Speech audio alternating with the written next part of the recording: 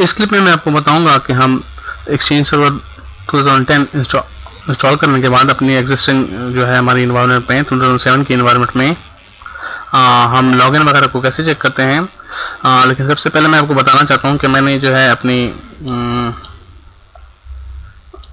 External client access जो है configure external URLs जो होती हैं आपकी, उसको जो है मैंने मेंशन नहीं किया है अभी तक, बल्कि सिंपल जो है इंस्टॉलेशन की है। आप यहाँ देख सकते हैं ड्यूरिंग इंस्टॉलेशन हम यहाँ पे डालते हैं मेल डॉट ब्ला ब्ला ब्ला जो भी आपका है .com, और फिर मेरी एक्सटर्नल जो यूआरएल्स होती हैं वो आ जाती हैं मेरे क्लाइंट एक्सेस सर्वर पर ओआ वगैरह पर। और जैसे कि अगर मैं ओआ को देखूं, इस पर डबल क्लिक करूं तो आप देख सकते हैं कि एक्सटर्नल यूआरएल जो है कोई मेंशन नहीं है। इसी तरह अगर आप एक्सचेंज कंट्रोल पैनल पे आएँ तो यहाँ पर भी कोई यूआरएल मेंशन नहीं है। एक्टिव सिंक को देखता हूँ तो यहाँ पर भी कोई यूआरएल मेंशन नहीं है। इसी तरह अगर मैं एक्सचेंज 2007 पे आऊँ तो यहाँ पर डेफिनेटली क्योंकि मेरा प्रोडक्शन एनवायरनमेंट है, यहाँ पे ये सब कुछ काम कर रहा है, तो आपकी यूआरएल इंटरनल एक्सटर्नल यूआरएल जो है वो मेंशन होनी चाहिए। अगर मैं ओआ पे आता हूँ और देखता हूँ तो यहाँ आप देख सकते हैं कि एक्सटर्नल यूआरएल मेंशन है। इस तरह एक्टिव सिंक का भी मेंशन है और ऑफलाइन एड्रेस बुक का ये भी चेक करता हूँ, ये भी मेंशन है। तो कहने का मतलब ये है कि मेरे एक्सचेंज 2007 का एनवायरनमेंट है जो कि बिल्कुल सही तौर पर काम कर रहा है, और जो है मैं जो है अपनी मेल सेंड रिसीव कर सकता हूँ। लोग जो है वो पर जो है वो मेल को एक्सेस कर सकते हैं। तो मैं चेक करना चाहता हूँ कि डिफ़ॉल्ट बिहेवियर क्या है। मतलब जब 2007 का एक क्लाइंट है, लेट्स सपोज एक क्लाइंट है, एक user mailbox, let's suppose Ali, जब ये लॉगिन होता है तो इसको कौन सा पेज मिलता है, और जब लेट्स सपोज एक 2010 का यूज़र है फॉर एग्जांपल जून, ये जब लॉगिन होता है तो उसको क्या पेज मिलता है, क्या रिजल्ट मिलता है। तो इस मकसद के लिए मैं आता हूँ अपने एक्सचेंज 2010 पर, और लेट्स सपोज ये सिर्फ डिफ़ॉल्ट बिहेवियर है, कोई रिडायरेक्शन वगैरह मैंने नहीं की, कोई लेगेसी रिकॉर्ड जो है वो मैंने मेंशन नहीं किया अपने एक्सचेंज सर्वर 2007 पर, जो कि मतलब आपने बाद में मेंशन करना है जब आप फुली माइग्रेशन करेंगे। यानी कि यहाँ पर आपने रिकॉर्ड जो है एंटर करना है लेगेसी वगैरह का, जो कि अभी मैंने मेंशन नहीं किया। और मेरे 2010 के जो यूआरएल्स हैं वो भी वो हैं एम्प्टी हैं, यानी वहाँ पर मैंने कुछ नहीं डाला। तो मैं सिर्फ लॉगिन का प्रोसेस चेक करना चाहता हूँ। इस मकसद से मैं स्टार्ट पर क्लिक करता हूँ और जो है अपने एक्सचेंज 2010 पे मैं लॉगिन होता हूँ। डेफिनेटली मुझे यहाँ पे एरर आएगा क्योंकि मैंने सर्टिफिकेट वगैरह कोई इंस्टॉल नहीं किया, कुछ भी नहीं किया। मैं लॉगिन होता हूँ,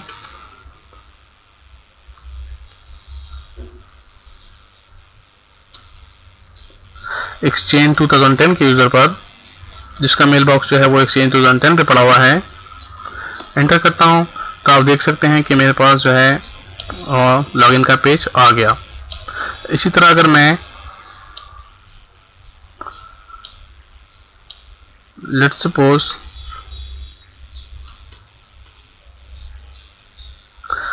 इसी तरह अगर सपोज मैं 2007 पे लॉगिन होता हूँ 7 के पेज के ऊपर, तो मुझे डेफिनेटली आएगा मतलब एड्रेस। अगर मैं कहता हूँ कि मैं एक्सचेंज 2007 का 10 का जो है पेज है वो यूज़ कर रहा हूँ, लेकिन मेल बॉक्स जो है वो 2010 पे पड़ा हुआ है, सॉरी 7 पे पड़ा हुआ है, यानी कि एक्सचेंज 2010 है, जबकि मेल बॉक्स जो है वो 2007 पे पड़ा हुआ है। तो मुझे क्या बिहेवियर मिलता है, तो मैं आता हूँ यहाँ पर और यहाँ पे मैं यूज़र एंटर करता हूँ। याद रखिए कि ये एली जो है ये 2007 का यूज़र है, उसका मेल बॉक्स वहाँ पे पड़ा हुआ है, लेकिन मैं उसको एक्सेस करना चाह रहा हूँ।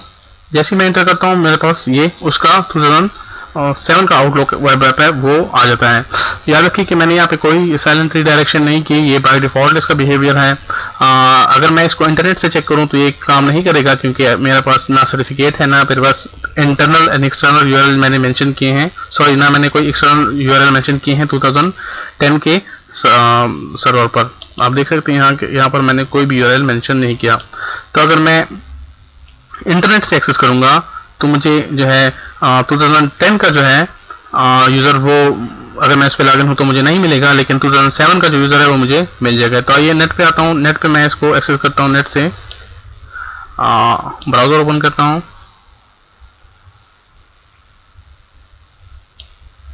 और अपना एड्रेस लिखता हूँ।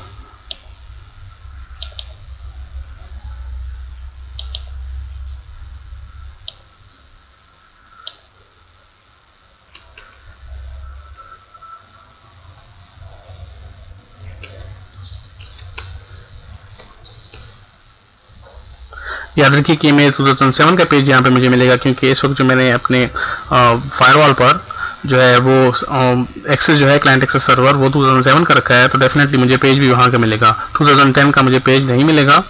कंटिन्यू करता हूँ। सर्टिफिकेट का एरर है, वो इसलिए नहीं मिलेगा कि मैंने उसको जो है अभी तक जो है पब्लिश नहीं किया। जब तक मेरे पास सर्टिफिकेट वगैरह ना आ जाए, सब कुछ आ जाए, तभी मैं इसको वो करूँगा। तो लेट्स सपोज मैं यहाँ पे यूज़र नेम डालता हूँ, सॉरी 2007 का यूज़र नेम डालता हूँ पहले, और चेक करता हूँ कि मैं इसको खोल सकता हूँ या नहीं। आप देख सकते हैं कि मैं इसको खोल सकता हूँ और मेल को मैं सेंड एंड रिसीव कर सकता हूँ। अब लेट्स सपोज मैं 2010 का जो यूज़र है उसके क्रेडेंशियल यहाँ पे डालता हूँ और चेक करता हूँ कि मैं लॉगिन हो सकता हूँ या नहीं। Let's suppose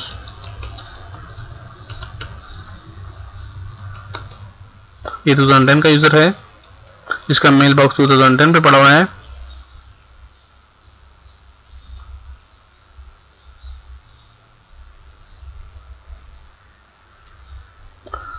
Sorry for the late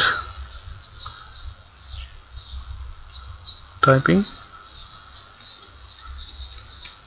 इस यूज़र का मेल बॉक्स जो है वो 2010 पे पड़ा हुआ है।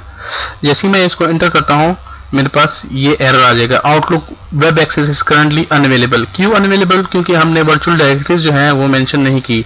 अगर इन केस यहाँ पे हमने मेंशन की भी होती हैं, फिर भी हमें यहाँ पे एक और एरर आता जो कि रिलेटेड होता कि इस परफॉर्मेंस रीजन की वजह से आप इस जो यूआरएल उसको एक्सेस करें और फिर वहाँ पे हाइपरलिंक दिया होता। मतलब ये कि अगर आपकी वर्चुअल डायरेक्टरीज आपने मेंशन नहीं की 2010 पर, तो आपको ये एरर आएगा। अगर आपने मेंशन की है तो फिर आपको कोई और एरर आएगा जो कि परफॉर्मेंस रीजन आपको मेंशन करेगा।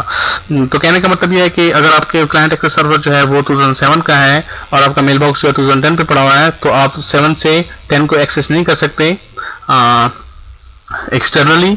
लेकिन आप डेफिनेटली, क्योंकि आपका एक्सचेंज 2007 प्रोडक्शन एनवायरनमेंट में फुली काम कर रहा है, तो डेफिनेटली आप 7 के क्लाइंट एक्सेस सर्वर से 7 को यूज़ कर सकते हैं। लेकिन 7 के क्लाइंट एक्सेस सर्वर जो अगर इन केस आप यूआरएल वगैरह मेंशन कर भी लें अपने वर्चुअल डायरेक्टरीज पर, चाहे वो 10 पे हो या 7 पर जो भी हो लेगेसी वगैरह, तब भी वो आपको नहीं छोड़ेगा अपने मतलब रिडायरेक्शन के लिए। मतलब आप रिडायरेक्शन जो है वो 2010 से 7 पे कर सकते हैं, लेकिन 7 से 10 पर आप जो है रिडायरेक्शन नहीं कर सकते।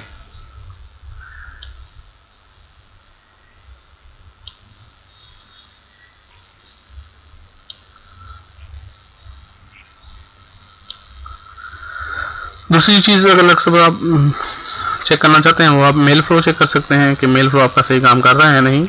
तो उसके लिए मैं नेक्स्ट वीडियो पे काम करूँगा।